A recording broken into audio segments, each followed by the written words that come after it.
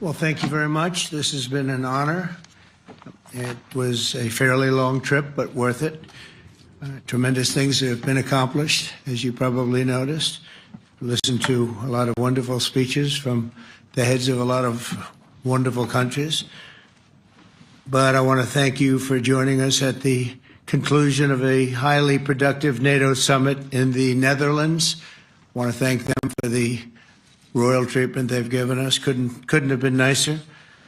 And it's a beautiful country, really a beautiful country. Coming in, I saw the most beautiful trees. In fact, I want to bring some back with me. I want to also thank, I had breakfast this morning with the King and Queen, and they're incredible people. I said, you're central casting. Beautiful people, great people, big, beautiful heart. And I enjoyed that. And also NATO Secretary General Mark Rutte, who's been terrific. He's been a friend of mine, used to be right here running this wonderful country. Now he's the NATO Secretary General. He's doing a fantastic job. And the Prime Minister, we appreciate everything you've done. And as you know, last weekend, the United States successfully carried out a massive precision strike on Iran's nuclear enrichment facilities, and it was very, very successful. It was called obliteration.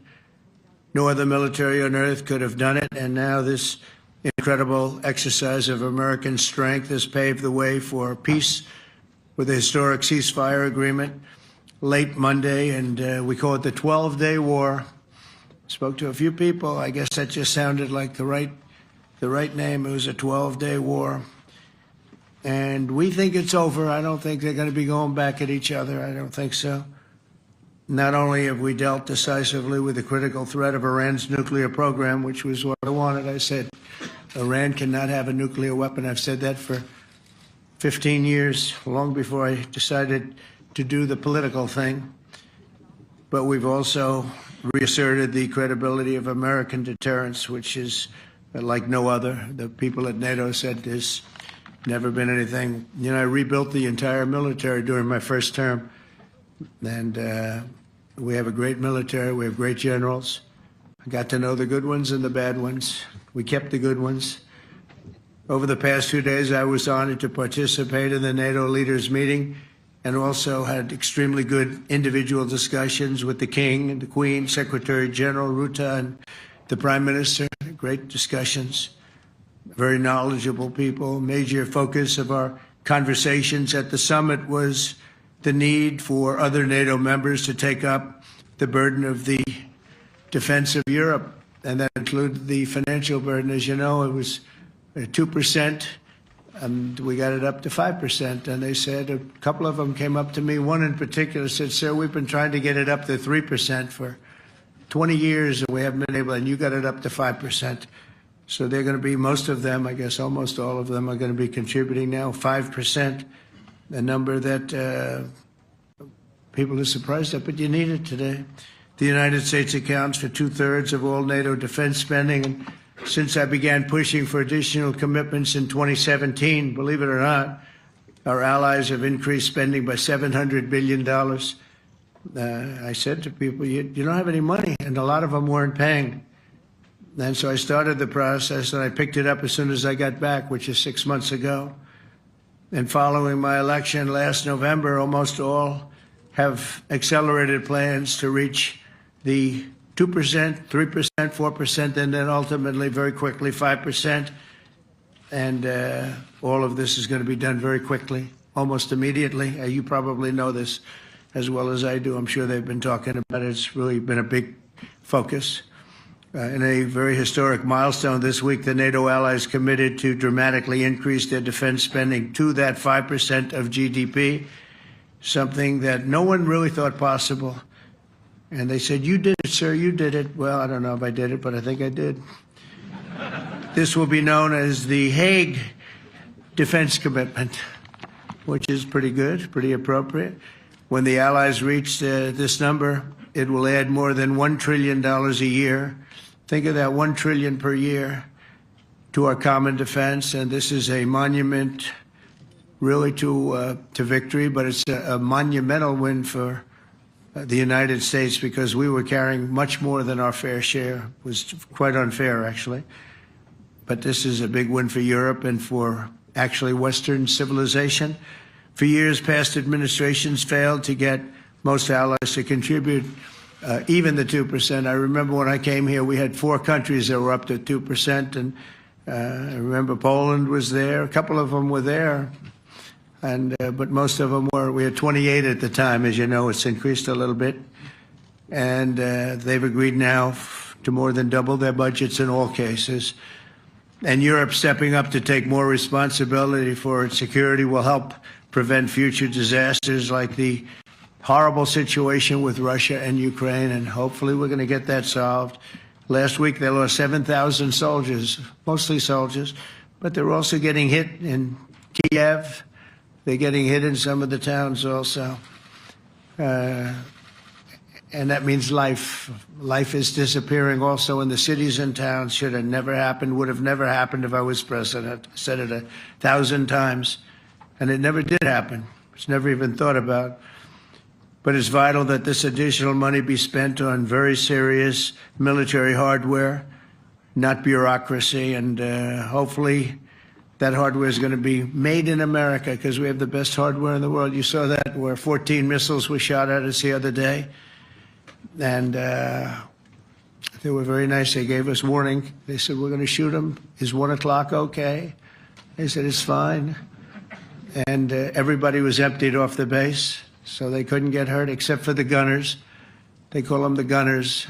And out of 14 high-end missiles that were shot at the base in Qatar, all 14, as you know, were shot down by our equipment. Amazing stuff. Amazing that they can do. It's like shooting a bullet with a bullet. It's the same thing if you think about it. 14 out of 14, and they weren't even that surprised. I said, do you do that well often? They say, we pretty much do, sir. The Ukraine crisis has also highlighted the urgency of rebuilding our defense industrial base, both in the United States and among the allied nations. We cannot afford to be dependent on foreign adversaries for critical minerals. And as you know, we made a deal with Ukraine to take a vast amount of the land they have for minerals. We need it. And once again, I want to thank all of the people in the Netherlands, incredible people. It's a great place. And all of the NATO allies for the tremendous summit that we just had. A letter just came in, and a statement came in from the Atomic Energy Commission of Israel. And I just wondered, this is an official letter, and they're very serious people, as you know. The devastating U.S. strike on Fordo destroyed the site's critical infrastructure and rendered the enrichment facility totally inoperable. It was devastated. We assess that the American strikes on Iran's nuclear facilities has set back Iran's ability to develop nuclear weapons for many years to come. This achievement can continue indefinitely if Iran does not get access to nuclear material, which it won't. It's so sad that that whole thing had to go. But I just want to thank our pilots. You know, they were maligned and treated very bad, demeaned by fake news CNN, which is back there, believe it or not, wasting time, nobody's watching them, so they're just wasting a lot of time, wasting my time. And the New York Times, they put out a story that, well, maybe they were hit, but it wasn't bad. Well, it was so bad that they ended the war. It ended the war. Somebody said in a certain way, you know, that it was so devastating, actually. If you look at Hiroshima, if you look at Nagasaki, you know, that ended a war too. This ended a war in a different way, but it was so devastating. Also, they have, out of Dubai, just came that Iran's foreign ministry spokesman, this is Iran's foreign ministry, says its nuclear installations were very badly damaged by the American strike. So what bothered me about these reports with fake reports put out by the New York Times, failing, I call it the failing New York Times because it's doing terribly. Without me, it would be doing no business at all. But, and by fake news, CNN and MSDNC, all of these terrible people, you know, they have no credibility. You know, when I started, they were at 94% credibility, the media. Now it's at 16%. And I'm very proud of it because I've exposed it for what it is. But when I saw them starting to question the caliber of the attack, was it bad? Well, it was really bad. It was devastating. They were obliterated. In fact, you can't get into the tunnels. They just put that over. That just came out. They can't, there's nothing, there's no way you can even get down. The whole thing is collapsed in a disaster. And I think all of the nuclear stuff is down there because it's very hard to remove. And we did it very quickly. When they heard we were coming, it was, you know, you can't move it. It's very hard, very dangerous, actually, to move to. And they also knew we were coming, so I don't think too many people want to be down there knowing we're coming. With the bunker busters, as we call them, we're the only ones that have them. We have the best equipment, best nuclear equipment, and we have the best equipment in the world. And by the way, we can't forget our submarine, which was out there, submarines actually, but submarine was out there. We shot 30 rockets into an area, every single one of them. I think it was almost 400 miles away, I think, Pete, right? 400? And long. It was in the ocean, long ways away. And we shot a total of 30. Every single one of them hit within 9 inches from where it was supposed to be. It took out a lot because we didn't do just Fordo. We did 2 others in addition, which hadn't been completely destroyed. So we hit them with a submarine from hundreds of miles away. Amazing, just amazing equipment.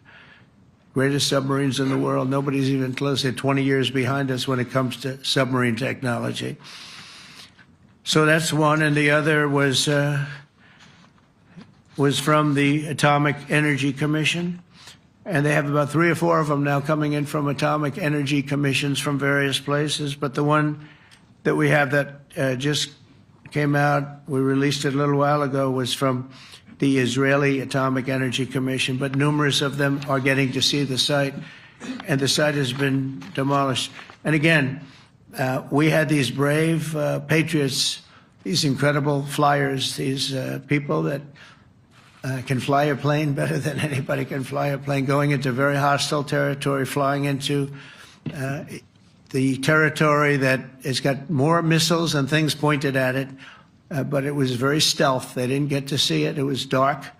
That's the amazing thing about the shots. They hit the shots perfectly, and yet it was dead dark. There was no moon. There was no light. It was virtually moonless. It was very dark, and the shots were hit perfectly. But when they get demeaned, and they were very upset about it because they knew how strong it would be. Back in Missouri, the pilots flew about 36 hours, 2 ways, far distance, and in those incredible B-2s. And we then had the F-22s, and we had the F-35s, and we had other planes, and we had, I think, a total of 52 tankers. That means the big tankers, because the refueling was a lot for all of the different planes that we sent. Incredible operation, and I have to say, General Raisin Cain was incredible. That's why he beat ISIS, and we beat ISIS in a matter of weeks. I was told it would take 4 to 5 years. We did it in a few weeks, and he was great. That's why he's the head of the Joint Chiefs of Staff right now, because I had a very good experience with him. He knocked out ISIS in a period of literally a few weeks. Amazing. And it was supposed to take a few years, 5 years to be exact. So we had a great victory there, and we then came here, and I think we had a great victory here. But this is an ongoing project. This is the safety of Europe, the safety of the world. And they've raised it from 2% to 5%, something which nobody, and you're talking about over $1 trillion a year. So we're talking about a lot of money from coming in from countries that were not paying nearly enough to be effective. So I have, as you know, Marco Rubio with me, and Pete Hegseth, Secretary of State and Secretary of War. Should we say Secretary? You know, it used to be called Secretary of War. Maybe for a couple of weeks we'll call it that because we feel like warriors. It used to be called Secretary of War. In fact, if you look at the old building next to the White House, you can see where it used to be Secretary of War. Then we became politically correct, and they called it Secretary of Defense. I don't know, maybe we'll have to start thinking about changing it, but we feel that way. Do we have any questions, please? Wow. That's a lot of questions. Who's a nice person? Oh, you're not a nice person, but I'll let you ask one. Go ahead. What's he going to ask? He is not nice at all. I know him well. Thank you, Mr. President. Yeah. Thank you for taking the time before flying home.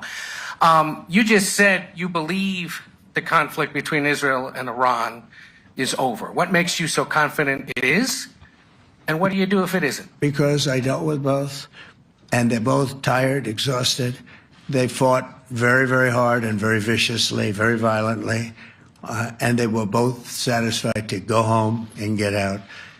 And can it start again? I guess someday it can. It could maybe start soon. I think a big telltale sign was when, as you know, Iran somewhat, by not much, violated the ceasefire, and Israel had the planes going out that morning, and there were a lot of them, 52 of them. And I said, you got to get them back. And they brought them back. They didn't do anything. They brought them back. It was very good. I thought it was amazing, actually. They have fought a hell of a war. They fought very hard. I think the war ended, actually, when we hit the various nuclear sites with the planes. And I just hope you people can give these pilots, these are the best pilots in the world. They're the best shots in the world. They call them shots. That's what they are. And wait a minute. And I just hope you can give them the respect they deserve, because they came home to fake news. And like, oh, gee, there was hardly any damage. The things are decimated. So, but I think, no, I think they're very much finished. I think Israel's going to get back to doing what they do, and I think that Iran's going to get back. You know, Iran has a huge advantage. They have great oil, and they can do things. I don't see them getting back involved in the nuclear business anymore. I think they've had it. They've been at it for 20 years, and I don't see that happening either. Now, if it does, we're always there. It won't be me. It'll be somebody else, but we're there. We'll have to do something about it. Yes, please, go ahead. Go ahead. Oh, fake news, CNN? Oh, yeah, here we go. Wait till you hear this question. You should really say how great our soldiers and our warriors are. I think everyone appreciates our soldiers and our warriors. I do have two questions for you, Mr. President. You just cited Israeli intelligence on these attacks. Earlier, you said U.S. intelligence was inconclusive. Are you relying on Israeli intelligence for your assessment of the impact of the strikes? No, this is also Iran made the statement. And it's also, if you read the document that was given, that Pete can talk about if you'd like, the document said it could be very severe damage, but they didn't take that. They said it could be limited or it could be very severe. They really didn't know, other than to say it could be limited or it could be very, very severe. And you didn't choose to put that because it was very early after. Since then, we've collected additional intelligence. We've also spoken to people who have seen the site, and the site is obliterated. And we think everything nuclear is down there. They didn't take it out. Okay, question? Please, go ahead. Go ahead. Yeah, blue dress.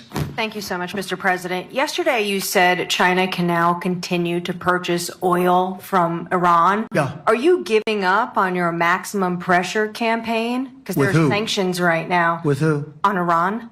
No, look, they just had a war. The war was fought. They fought it bravely. I'm not giving up. They're in the oil business. I mean, I could stop it if I wanted. I could sell China the oil myself. I don't want to do that. They're going to need money to put that country back into shape. We want to see that happen. Would it? No, if they're going to sell oil, they're going to sell oil. We're not taking over the oil. We could have, you know. I used to say with Iraq, keep the oil. I could say it here, too. We could have kept the oil. No, China is going to want to buy oil. They can buy it from us. They can buy it from other people. But you're going to have to put that country back into shape. It desperately needs money. Yeah. Yeah, please. Here we go. I'm picking the beauties today. Go ahead. Mr. President, Secretary General Rutte has described President Putin as an adversary, a threat, an enemy. Do you view him the same way? And in addition to that, you mentioned General Kane, your chief of staff, the chairman of the Joint Chiefs of Staff. General Kane. Yes. He has said that Mr. Putin has territorial ambitions beyond Ukraine. Do you view that in the same way? Possible. I mean, it's possible. I know one thing. He'd like to settle. He'd like to get out of this thing. It's a mess for him. He called the other day. He said, "Can I help you with Iran?" I said, "No, you can help me with Russia." Because, in the last few weeks, we took care of India and Pakistan, Kosovo, Serbia. I think on Friday we have coming in, the Congo is coming in, and Rwanda is coming in. That was a vicious war that went on, a machete war, heads chopped off all over Africa. They're coming in. We did 2 others in addition to that. Nobody's ever done anything like this. No, I consider him a person that's, I think, been misguided. I'm very surprised, actually. I thought we would have had that settled easy. I've settled 4 of them in the meantime. But he did call up, and he said, he's close to Iran. He'd like to help us get a settlement. I said, no, you help me get a settlement with Russia. And I think we're going to be doing that, too. Yeah, please. Go ahead, please.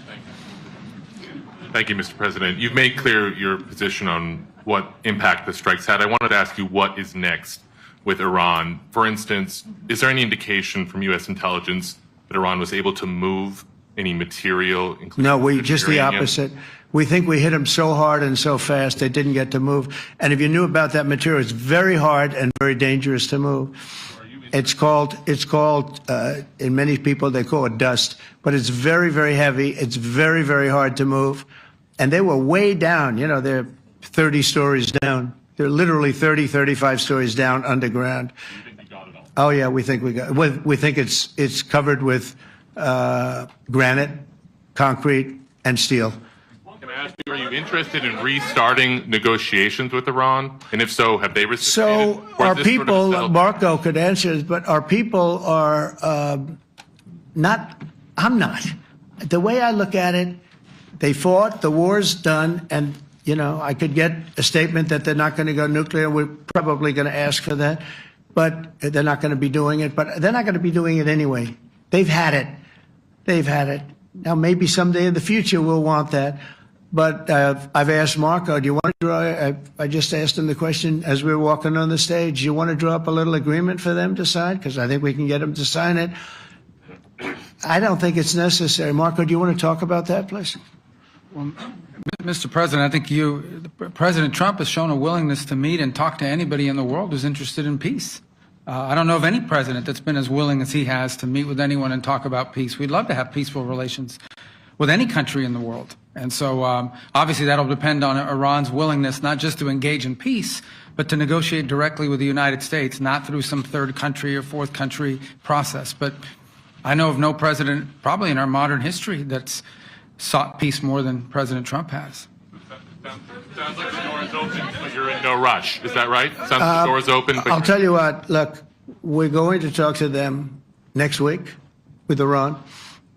We may sign an agreement. I don't know. To me, I don't think it's that necessary. I mean, they had a war, they fought. Now they're going back to their world. I don't care if I have an agreement or not. The only thing we'd be asking for is what we were asking for before about we want no nuclear, but we destroyed the nuclear.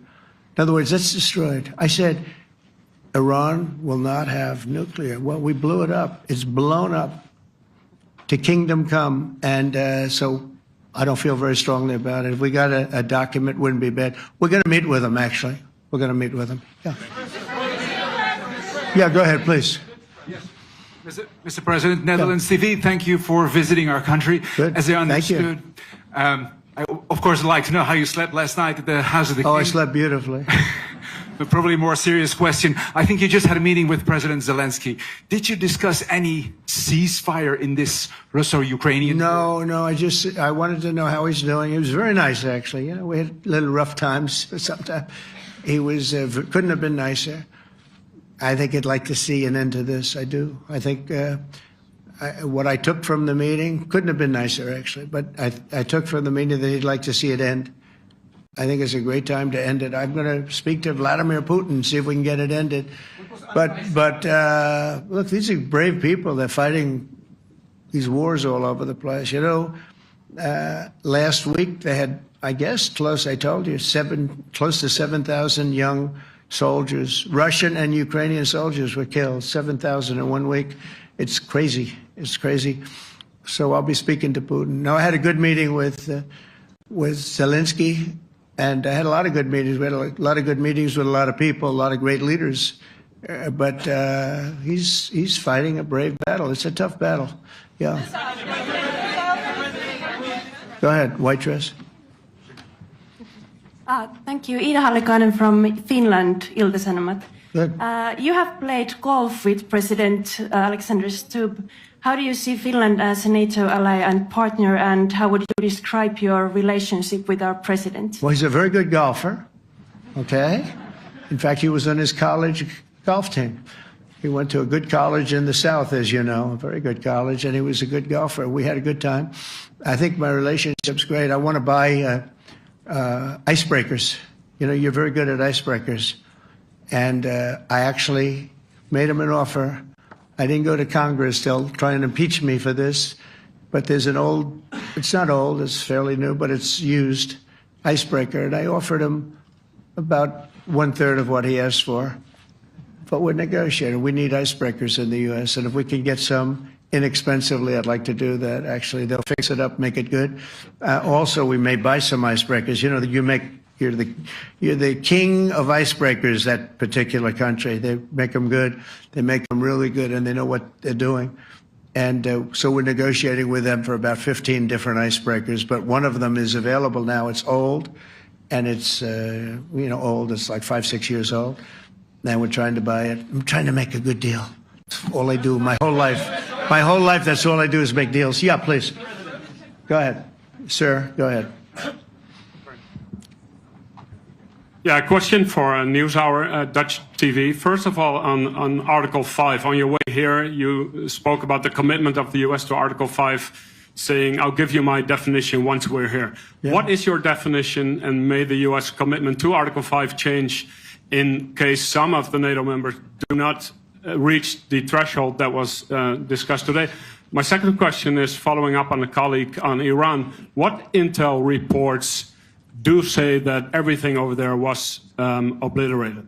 Yeah, well, there are numerous of those reports, and they're coming out fast and furious. But the most respected ones we've already seen. And I will say that on a very confidential basis, they're looking at the reports, like numerous reports, and including people going to the site and checking the site. And they're going to be having, I guess you're going to be having over the next couple of days a full, you're going to encapsulate it. But no, the site was obliterated, just like I said it was, and just like the pilots should be given credit for. As far as Article 5, look, when I came here because it was something I'm supposed to be doing, but I left here a little bit differently. I said, I watched the heads of these countries get up, and the love and the passion that they showed for their country was unbelievable. I've never seen quite anything like it. They want to protect their country, and they need the United States. And without the United States, it's not going to be the same. And you can ask Mark, or you can ask any of the people that were there. It was really moving to see it. They love their country. They were so respectful of me because I'm the head of the United States. And I made, the King of Saudi Arabia, when I was in the Middle East, so I was in Qatar for a different reason, not a reason to get shot at. We were in there for economic development reasons, Qatar, UAE, and Saudi Arabia. All three leaders of those countries, and we took back $5.1 trillion into the United States. All three leaders said, you're presiding over the hottest country in the world. The United States right now is the hottest. Everybody wants to be there. Everybody wants a piece of it. He said, a year ago, your country was dead. You had a deadhead running it. You had a country that was dead, and it was dead. You had people pouring through the borders. You had inflation. You had everything. He said, you've made it in 5 months at that time. You've made it the hottest country. This is the hottest country in the world. The United States right now is the hottest country in the world.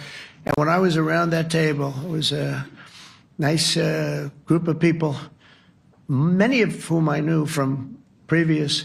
When I saw the passion they had for the country, almost everyone, and you probably have the tapes, it was very public, but almost every one of them said, thank God for the United States. Without the United States, they couldn't really have NATO. It wouldn't work. It wouldn't work. It will in the future because now they're paying much more money, but it wouldn't work. It was great.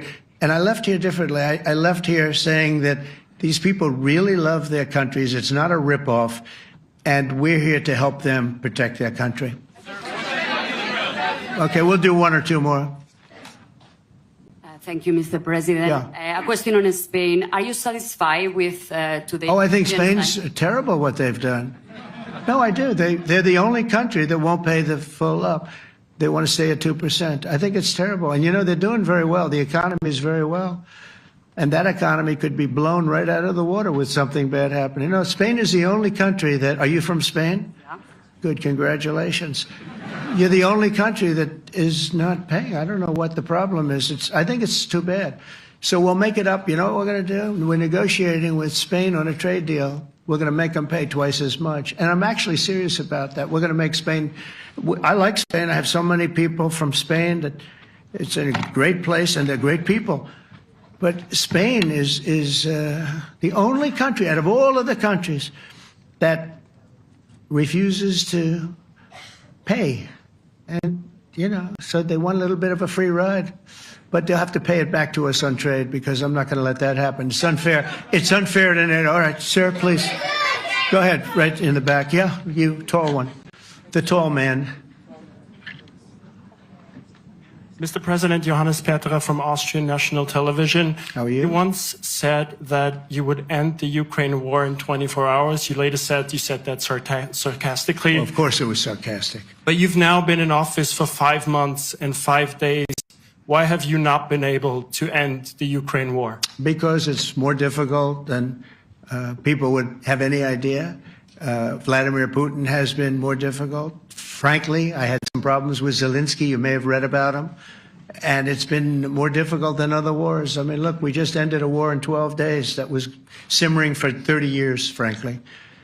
We ended Rwanda and the Congo. It's coming to sign the documents. We've already signed basic documents, but they're coming, I think, to the White House on Friday. We ended Serbia was going to go at it. But maybe the most important of all, India and Pakistan. And that wasn't whether or not they may someday have nukes like we're talking about in the Middle East, like we're talking about with Israel and Iran. This is they have nuclear weapons. I ended that with a series of phone calls on trade. I said, look, if you're going to go fighting each other, it was getting very bad. You know how bad that last attack was. It was really bad. If you're going to go fighting each other, we're not doing any trade deal. No, you have to do a trade deal. I said, we're not doing any trade deal. And in fact, I had the general, who was very impressive. The general from Pakistan was in my office last week. You know, Prime Minister Modi is a great friend of mine. He's a great gentleman. He's a great man. And I got them to reason. I said, we're not doing a trade deal if you're going to fight. And if you're going to fight each other, we're not doing a trade deal. And you know what? They said, no, I want to do the trade deal. We stopped the nuclear war. Go ahead. Go ahead, Jeff. Here's another beauty, Jeff. He is a beauty, all right. Go ahead. Mr. President, to follow up on Ukraine, will the United States contribute any more money to Ukraine's defense this year to the $5 billion that allies are giving? And one question, you had another meeting with the Dutch opposition leader, Mr. Wilders. Can you tell us about that meeting? And are you upset about his anti-Muslim stance? I'm not upset about it. It's just his view. He's unhappy with the way things are going in this country and various countries. He was an opposition leader. And I was asked to meet with the opposition leader by the people that are running. I think they have some deal where if you have a meeting, you're supposed to meet with an opposition leader. I said, that's strange. We don't do that. But I met with I didn't know him. He seemed like a very nice guy, but he's in opposition to the current people, and that was set up by the current people. So I assume when I met with the Prime Minister, you're supposed to meet with the opposition. We'll have to try that sometime in our country. Let's not do it. But I thought he was very good. As far as money going, we'll see what happens. There's a lot of spirit. Look, Vladimir Putin really has to end that war. People are dying at levels that people haven't seen before for a long time. Go ahead. Go ahead. White shirt. Oh, she's all excited. So, BBC News Ukrainian. I would Where are like you to ask from? you- I'm from Ukraine. Oh, So my wow. question to you is whether or not the US is ready to sell anti-air missile systems Patriot to Ukraine. We know that Russia has been pounding Ukraine really heavily right now. Are you And, living yourself now in Ukraine? my husband is there. Wow. and- I can see you very, it's amazing. And me with the kids, I'm in Warsaw actually, because he wanted me to be. Is your husband a soldier? No? He's, He's there now? yeah, Wow. That's rough stuff, right? That's tough. And you're living here? in Warsaw. And you're a reporter? I am. Good. So let me just tell you, they do want to have the missiles, okay, as they call them, the Patriots. And we're going to see if we can make some available, They're very hard to get. We need them too. We were supplying them to Israel, and they're very effective, 100% effective. Hard to believe how effective. And they do want that more than any other thing, as you probably know. That's a very good question, and I wish you a lot of luck. I mean, I can see it's very upsetting to you. So say hello to your husband, okay? Thank you. Go ahead. Thank you. Thank you, Mr. President. You were criticizing Where are you from? Bloomberg News. Oh, Bloomberg. That's wonderful. You were criticizing the Federal Reserve Chair before coming to this summit. Yeah, I think he's terrible. I was wondering if you've begun interviewing different candidates for the Fed pick. Yeah, I know within 3 or 4 people who are going to pick. I mean, he goes up pretty soon, fortunately, because I think he's terrible. We have no inflation. We have a tremendous economy. Hundreds of billions of dollars of tariff money is pouring in. Factories are being built because they don't want to pay the tariffs, so they're building them all over the country. I think we're close to $15 trillion. I told you $5.1 trillion from the Middle East alone, but of investment money coming in. There's never been anything like that in the history of our country. But we have no inflation. And we have borrowing because Biden, stupidly, they did short-term debt. So we have borrowing coming up. And, we'll go 10 years, maybe longer, maybe shorter, but we'll go a long period of time when we do the debt. And because of him, because of this guy, we will have to pay for years. We'll be paying for him. And I said to him, listen, there's no inflation. He says, but maybe there'll be some. That's true. I said, if there is some, what you do is raise the rate. I'm okay with that. You raise the rate in 2 years from now or a year from now. But because the rate's high, we have to pay more for debt. It's pretty equal. In other words, if it's 4%, it's 4%. If you drop it a point, you'll pay 3%. So it's fairly equal, not necessarily, but fairly equal. So we're going to end up paying maybe 2 points or 3 points more. 3 points would be about $900 billion a year because of this very average mentally person. He's an average mentally person. I'd say low in terms of what he does, low IQ for what he does, okay? Wait, so instead of paying $900 billion, we don't want to pay 900 just because he doesn't want to lower the rate. I said, if there's inflation in 2 years or 3 years or 1 year from now, you raise the rate and you take care of the inflation, among other things. But he's probably a very political guy, I guess. I don't know. I think he's a very stupid person, actually. All right, one more. Let's go. How about you? Go ahead. She looks so happy and everything. Thank you. That's why I I'm picked from her. Spain too. I'm Ana Buch from La Vanguardia. I wanted to know if You're where from?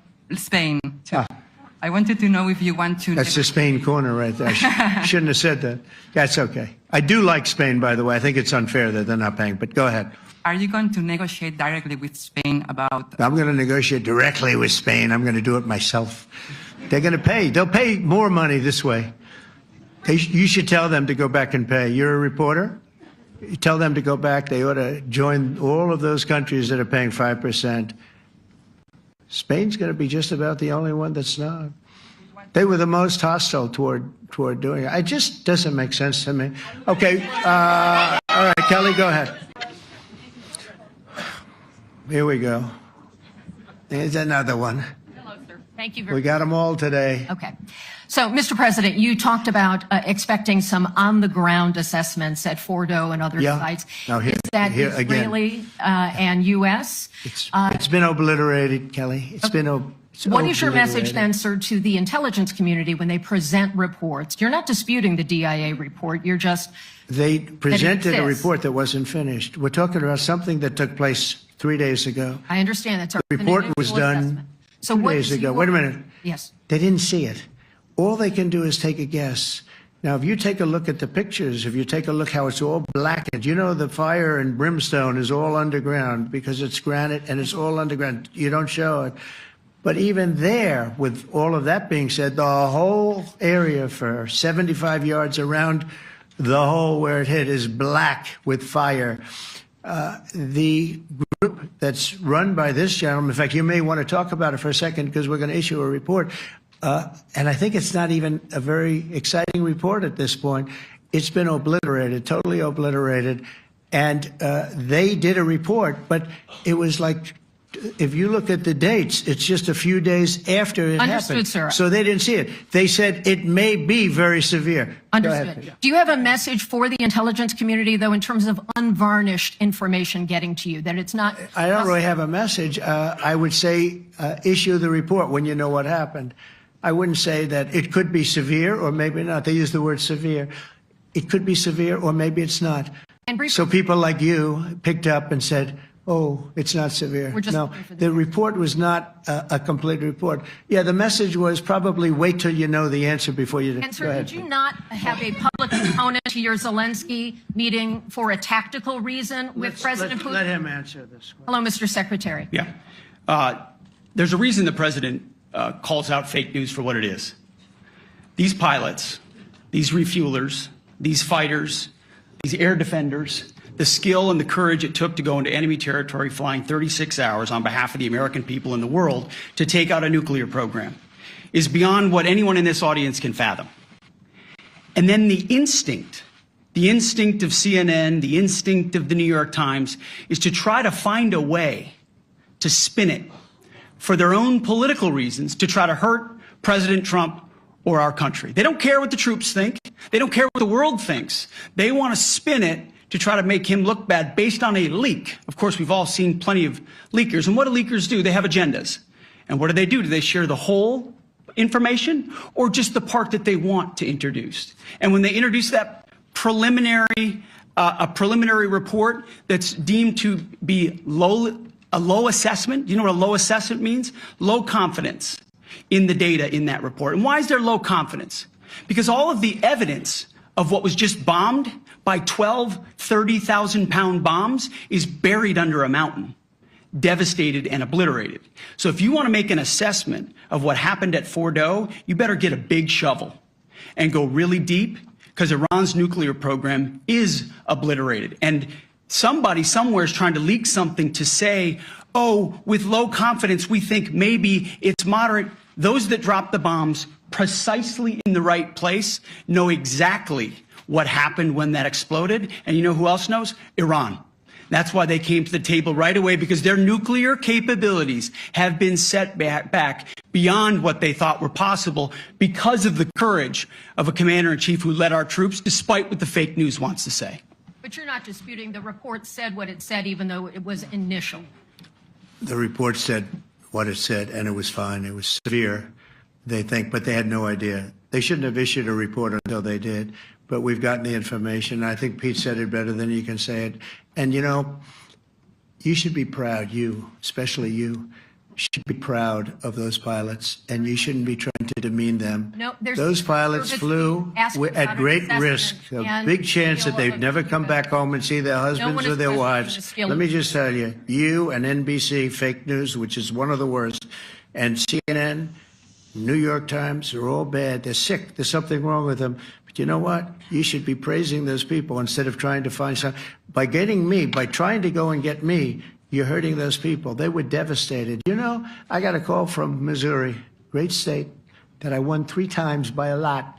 And I got a call that the pilots and the people on the plane were devastated because they were trying to minimize the attack. And they all said it was hit. But we don't think it was really maybe hit that badly.